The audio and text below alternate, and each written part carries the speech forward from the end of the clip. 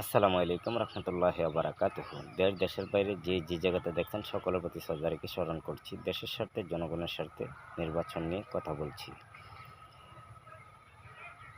নির্বাচন পরিবেশ যারা করেন, বাংলাদেশের মাটিতে যারা নির্বাচন পরিবেশ তৈরি করেন, দেশের স্বার্থে জনগণের স্বার্থে নির্মুক্ত একদম পিয়ার নির্বাচন পরিবেশ তৈরি করুন।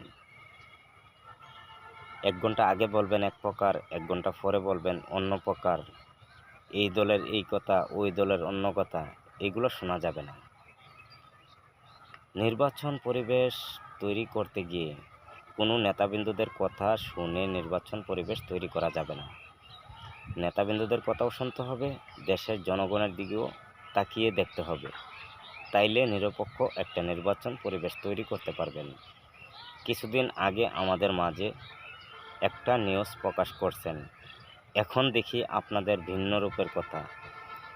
তো বিশেষ করে আবারও বলছি, নির্বাচন পরিবেশ যারা তৈরি করেন, এই বাংলাদেশের জনগণের পক্ষ থেকে, দেশের পক্ষ থেকে, আমার পক্ষ থেকে আপনাদের সকলের বরাবর আমার এই দরখাস্ত, মনে রাখবেন, বাংলাদেশের রাজনীতির মাঠে যারা রাজনীতি নেতাবীর আছেন, সবাই সবার স্বার্থটা বোঝে।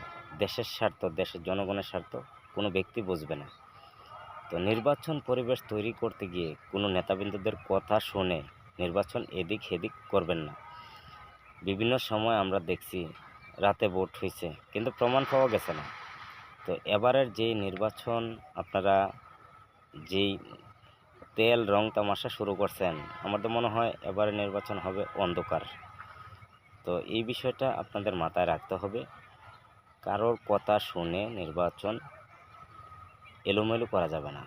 নির্মুক্ত নির্বাচন জনগণের মাঝে উপস্থাপন করতে হবে। নির্মুক্ত সুন্দর একটা পরিবেশ নিয়ে নির্বাচনটা করতে হবে, যাতে কোনো দেশের কাছে বাংলাদেশ প্রশ্নের মোকাবেলা না হয়।